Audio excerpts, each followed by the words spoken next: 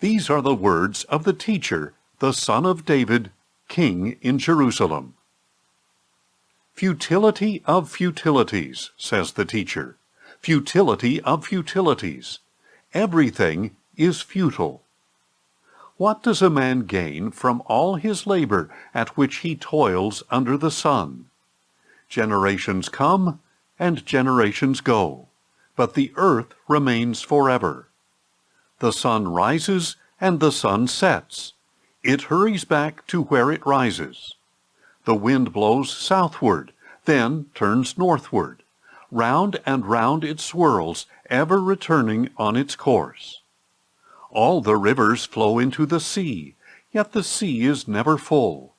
To the place from which the streams come, there again they flow. All things are wearisome, more than one can describe.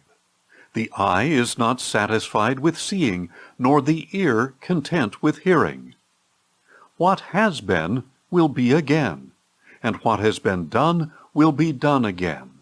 There is nothing new under the sun. Is there a case where one can say, "Look, this is new"? It has already existed in the ages before us. There is no remembrance of those who came before, and those yet to come will not be remembered by those who follow after. I, the teacher, was king over Israel in Jerusalem, and I set my mind to seek and explore by wisdom all that is done under heaven. What a heavy burden God has laid upon the sons of men to occupy them! I have seen all the things that are done under the sun, and have found them all to be futile, a pursuit of the wind. What is crooked cannot be straightened, and what is lacking cannot be counted. I said to myself, "Behold, I have grown and increased in wisdom beyond all those before me who were over Jerusalem, and my mind has observed a wealth of wisdom and knowledge." So I set my mind to know wisdom and madness and folly. I learned that this too is a pursuit of the wind. For with much wisdom comes much sorrow, and as knowledge grows, grief increases. I said to myself, "Come now, I will test you with pleasure. Enjoy what is good." But it proved to be futile. I said of laughter, "It is folly," and of pleasure, "What does it accomplish?" I sought to cheer my body with wine and to embrace folly, my mind still guiding me with wisdom, until I could see what was worthwhile for men to do under heaven during the few days of their lives. I expanded my pursuits. I built houses and planted vineyards for myself. I made gardens and parks for myself, where I planted all kinds of fruit trees. I built reservoirs to water my groves of flourishing trees.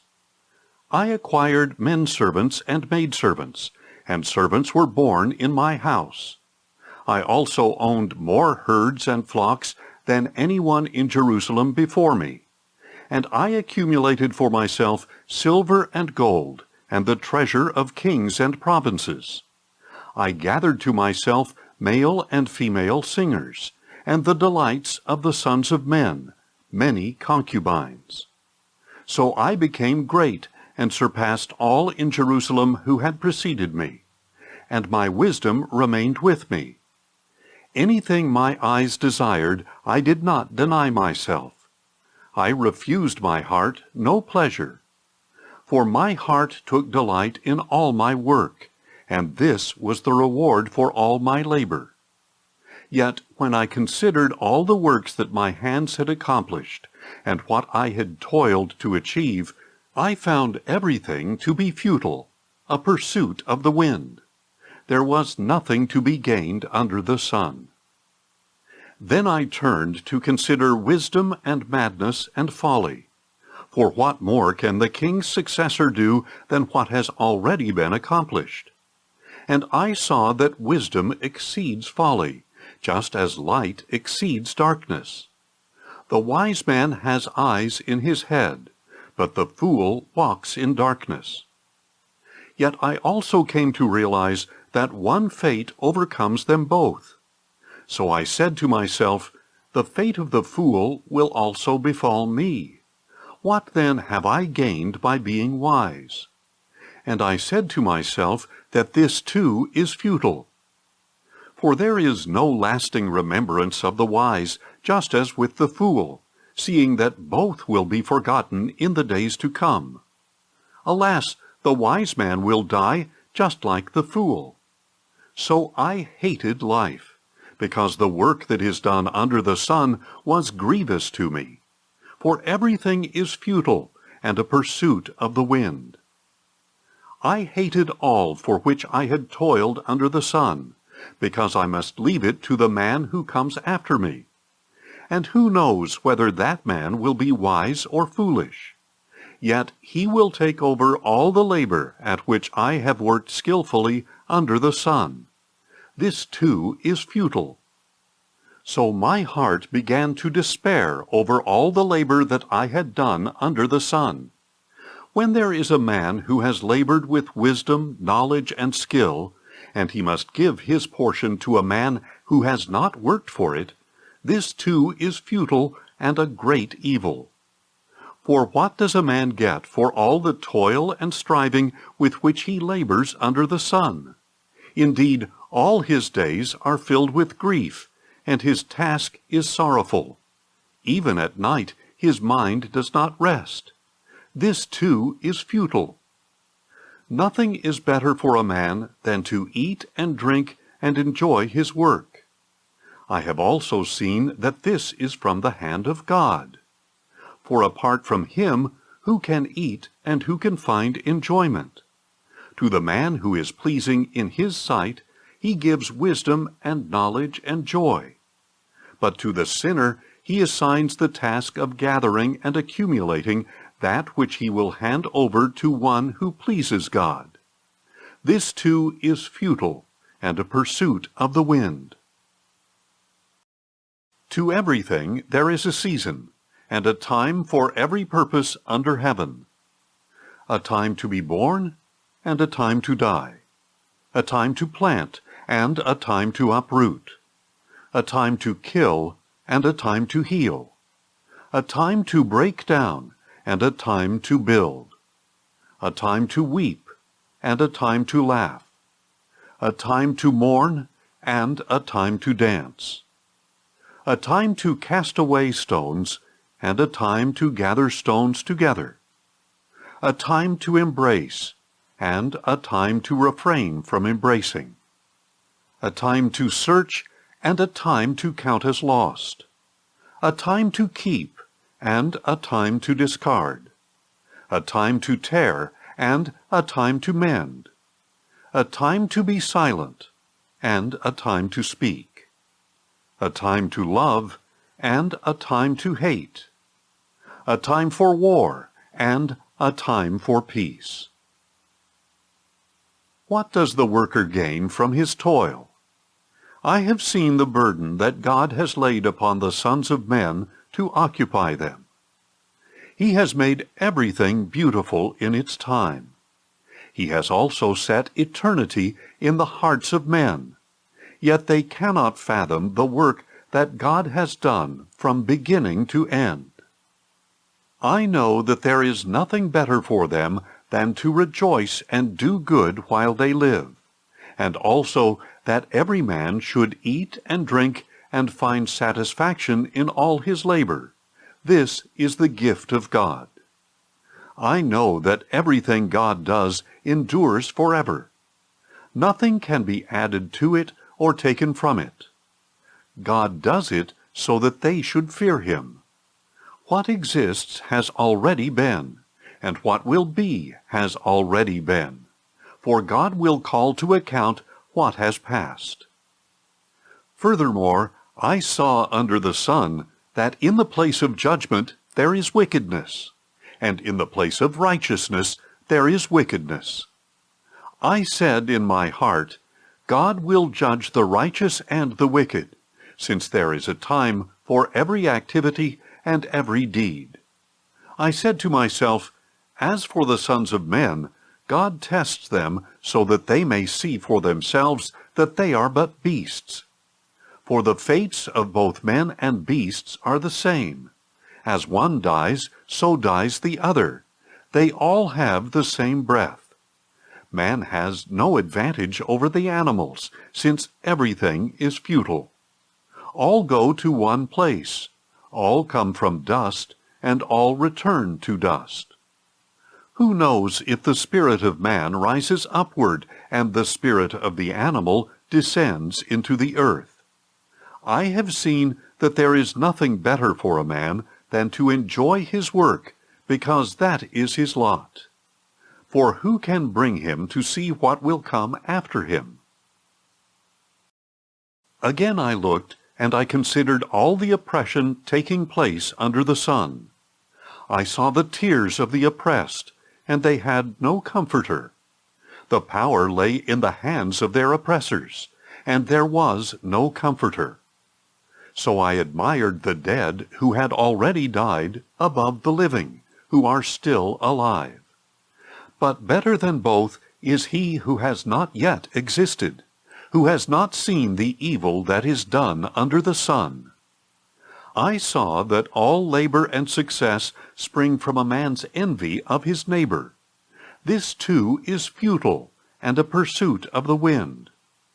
The fool folds his hands and consumes his own flesh. Better one handful with tranquility than 2 handfuls with toil and pursuit of the wind. Again I saw futility under the sun. There is a man all alone without even a son or brother. And though there is no end to his labor, his eyes are still not content with his wealth. For whom do I toil and bereave my soul of enjoyment? This too is futile, a miserable task. 2 are better than 1, because they have a good return for their labor. For if one falls down, his companion can lift him up. But pity the one who falls without another to help him up. Again, if 2 lie down together, they will keep warm. But how can one keep warm alone? And though one may be overpowered, 2 can resist. Moreover, a cord of 3 strands is not quickly broken. Better is a poor but wise youth than an old but foolish king, who no longer knows how to take a warning. For the youth has come from the prison to the kingship, though he was born poor in his own kingdom. I saw that all who lived and walked under the sun followed this second one, the youth who succeeded the king. There is no limit to all the people who were before them, yet the successor will not be celebrated by those who come even later. This too is futile, and a pursuit of the wind. Guard your steps when you go to the house of God. Draw near to listen, rather than to offer the sacrifice of fools, who do not know that they do wrong. Do not be quick to speak, and do not be hasty in your heart to utter a word before God. After all, God is in heaven, and you are on earth, so let your words be few. As a dream comes through many cares, so the speech of a fool comes with many words. When you make a vow to God, do not delay in fulfilling it, because he takes no pleasure in fools. Fulfill your vow. It is better not to vow than to make a vow and not fulfill it. Do not let your mouth cause your flesh to sin, and do not tell the messenger that your vow was a mistake. Why should God be angry with your words and destroy the work of your hands? For as many dreams bring futility, so do many words. Therefore, fear God. If you see the oppression of the poor and the denial of justice and righteousness in the province, do not be astonished at the matter. For one official is watched by a superior, and others higher still are over them. The produce of the earth is taken by all. The king himself profits from the fields. He who loves money is never satisfied by money, and he who loves wealth is never satisfied by income. This too is futile. When good things increase, so do those who consume them. What then is the profit to the owner, except to behold them with his eyes? The sleep of the worker is sweet, whether he eats little or much, but the abundance of the rich man permits him no sleep. There is a grievous evil I have seen under the sun, wealth hoarded to the harm of its owner, or wealth lost in a failed venture. So when that man has a son, there is nothing to pass on. As a man came from his mother's womb, so he will depart again, naked as he arrived. He takes nothing for his labor to carry in his hands. This too is a grievous evil. Exactly as a man is born, so he will depart. What does he gain as he toils for the wind? Moreover, all his days he eats in darkness, with much sorrow, sickness, and anger. Here is what I have seen to be good and fitting, to eat and drink, and to find satisfaction in all the labor one does under the sun during the few days of life that God has given him, for this is his lot. Furthermore, God has given riches and wealth to every man, and he has enabled him to enjoy them, to accept his lot, and to rejoice in his labor. This is a gift from God, for a man seldom considers the days of his life, because God keeps him occupied with the joy of his heart. There is another evil I have seen under the sun, and it weighs heavily upon mankind. God gives a man riches, wealth, and honor, so that he lacks nothing his heart desires. But God does not allow him to enjoy them. Instead, a stranger will enjoy them. This is futile and a grievous affliction. A man may father 100 children and live for many years. Yet no matter how long he lives, if he is unsatisfied with his prosperity and does not even receive a proper burial, I say that a stillborn child is better off than he. For a stillborn child enters in futility and departs in darkness, and his name is shrouded in obscurity. The child, though neither seeing the sun nor knowing anything, has more rest than that man, even if he lives 1,000 years twice over, but fails to enjoy his prosperity. Do not all go to the same place? All a man's labor is for his mouth, yet his appetite is never satisfied. What advantage, then, has the wise man over the fool? What gain comes to the poor man who knows how to conduct himself before others? Better what the eye can see than the wandering of desire. This too is futile and a pursuit of the wind. Whatever exists was named long ago, and what happens to a man is foreknown. But he cannot contend with one stronger than he. For the more words, the more futility. And how does that profit anyone? For who knows what is good for a man during the few days in which he passes through his fleeting life like a shadow? Who can tell a man what will come after him under the sun?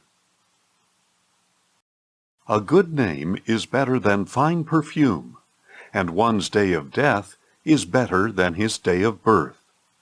It is better to enter a house of mourning than a house of feasting, since death is the end of every man, and the living should take this to heart. Sorrow is better than laughter, for a sad countenance is good for the heart. The heart of the wise is in the house of mourning, but the heart of fools is in the house of pleasure. It is better to heed a wise man's rebuke than to listen to the song of fools. For like the crackling of thorns under the pot, so is the laughter of the fool. This too is futile. Surely extortion turns a wise man into a fool, and a bribe corrupts the heart. The end of a matter is better than the beginning, and a patient spirit is better than a proud one. Do not be quickly provoked in your spirit, for anger settles in the lap of a fool. Do not say, "Why were the old days better than these?" For it is unwise of you to ask about this. Wisdom, like an inheritance, is good, and it benefits those who see the sun. For wisdom, like money, is a shelter, and the advantage of knowledge is that wisdom preserves the life of its owner. Consider the work of God. Who can straighten what he has bent? In the day of prosperity, be joyful, but in the day of adversity, consider this. God has made one of these along with the other, so that a man cannot discover anything that will come after him. In my futile life, I have seen both of these, a righteous man perishing in his righteousness, and a wicked man living long in his wickedness. Do not be overly righteous, and do not make yourself too wise. Why should you destroy yourself? Do not be excessively wicked, and do not be a fool. Why should you die before your time? It is good to grasp the one, and not let the other slip from your hand. For he who fears God will follow both warnings. Wisdom makes the wise man stronger than 10 rulers in a city. Surely there is no righteous man on earth who does good and never sins. Do not pay attention to every word that is spoken, or you may hear your servant cursing you. For you know in your heart that many times you yourself have cursed others. All this I tested by wisdom, saying, I resolved to be wise. But it was beyond me. What exists is out of reach and very deep. Who can fathom it? I directed my mind to understand, to explore, to search out wisdom and explanations, and to understand the stupidity of wickedness and the folly of madness. And I find more bitter than death the woman who is a snare, whose heart is a net, and whose hands are chains. The man who pleases God escapes her, but the sinner is ensnared. Behold, says the teacher, I have discovered this by adding one thing to another to find an explanation.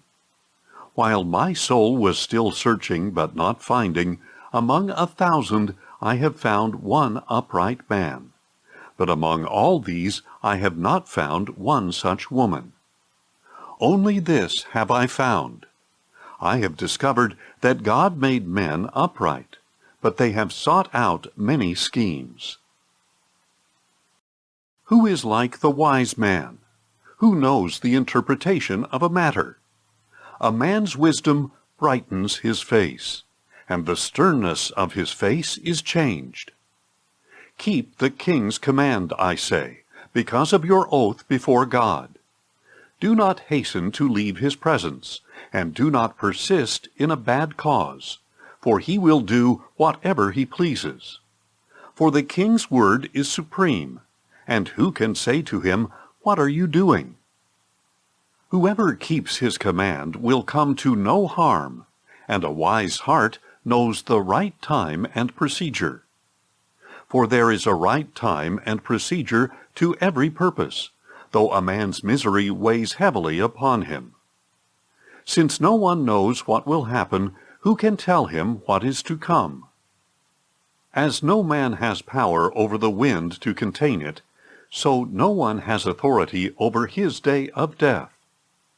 As no one can be discharged in wartime, so wickedness will not release those who practice it. All this I have seen, applying my mind to every deed that is done under the sun. There is a time when one man lords it over another to his own detriment. Then, too, I saw the burial of the wicked who used to go in and out of the holy place, and they were praised in the city where they had done so. This, too, is futile.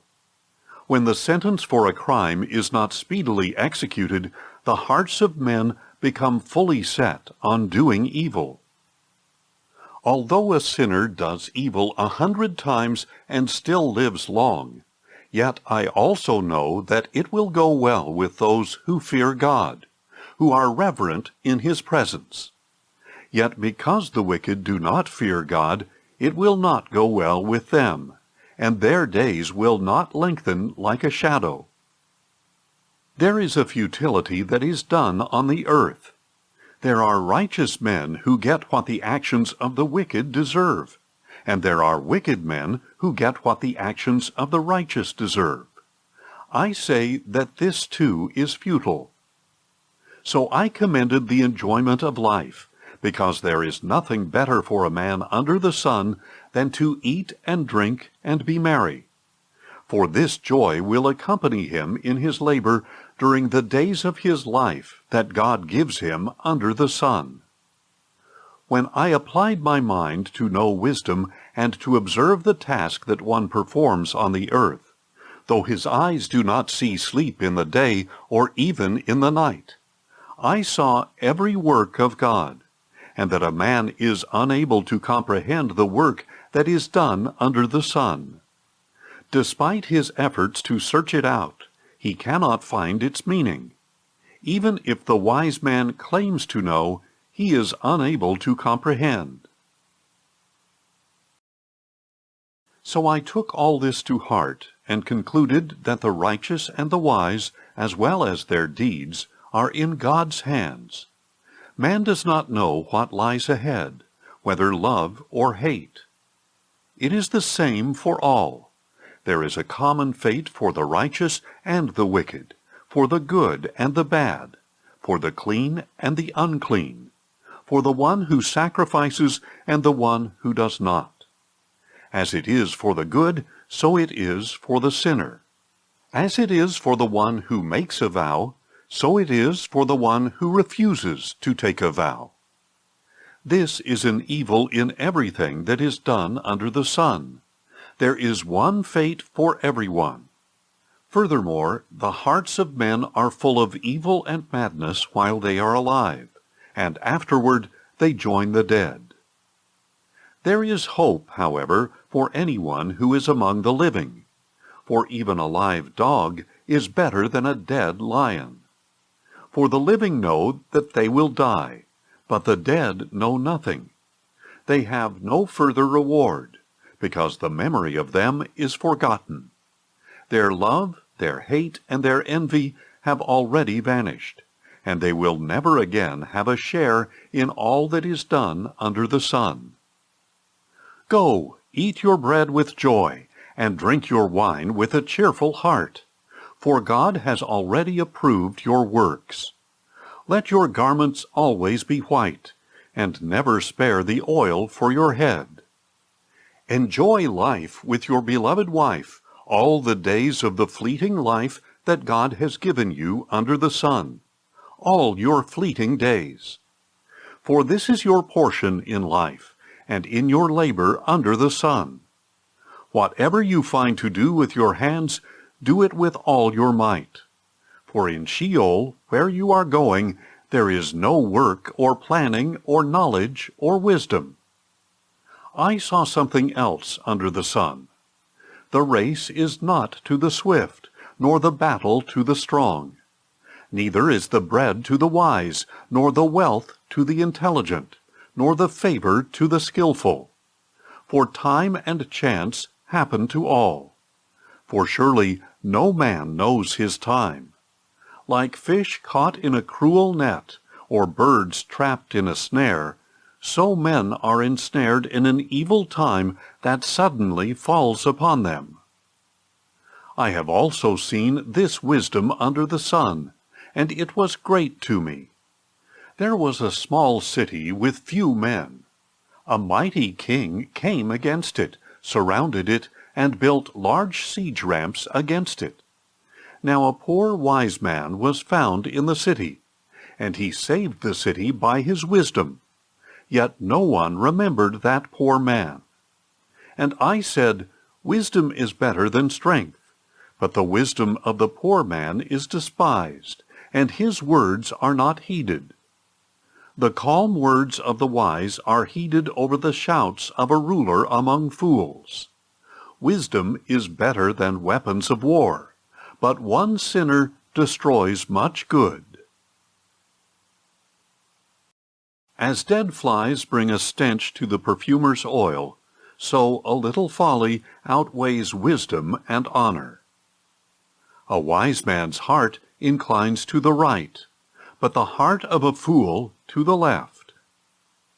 Even as the fool walks along the road, his sense is lacking, and he shows everyone that he is a fool.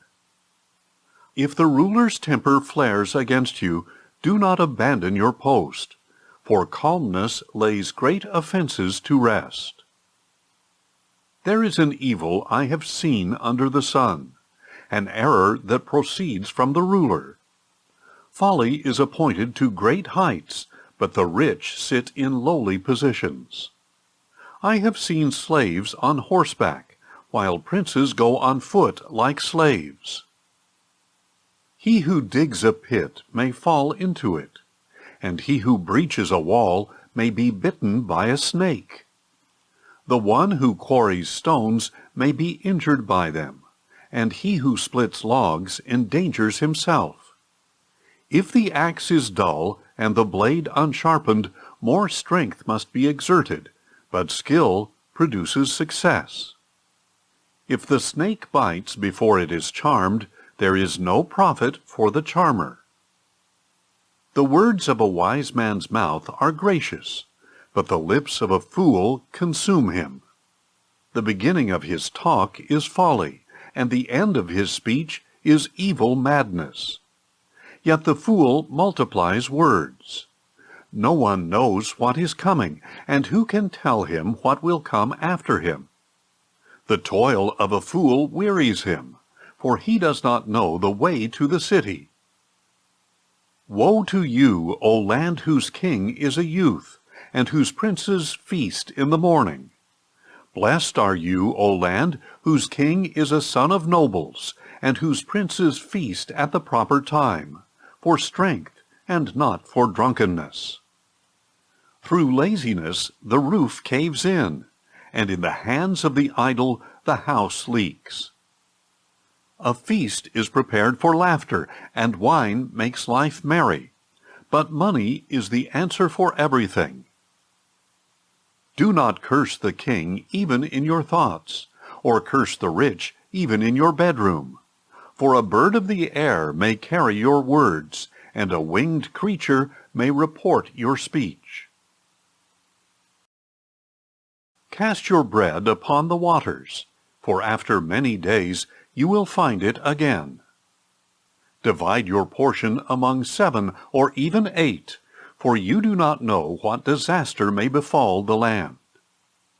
If the clouds are full, they will pour out rain upon the earth. Whether a tree falls to the south or to the north, in the place where it falls, there it will lie. He who watches the wind will fail to sow, and he who observes the clouds will fail to reap. As you do not know the path of the wind, or how the bones are formed in a mother's womb, so you cannot understand the work of God, the Maker of all things. Sow your seed in the morning, and do not rest your hands in the evening, for you do not know which will succeed, whether this or that, or if both will equally prosper. Light is sweet, and it pleases the eyes to see the sun. So if a man lives many years, let him rejoice in them all. But let him remember the days of darkness, for they will be many. Everything to come is futile. Rejoice, O young man, while you are young, and let your heart be glad in the days of your youth. Walk in the ways of your heart, and in the sight of your eyes. But know that for all these things God will bring you to judgment. So banish sorrow from your heart, and cast off pain from your body, for youth and vigor are fleeting. Remember your Creator in the days of your youth, before the days of adversity come, and the years approach of which you will say, I find no pleasure in them.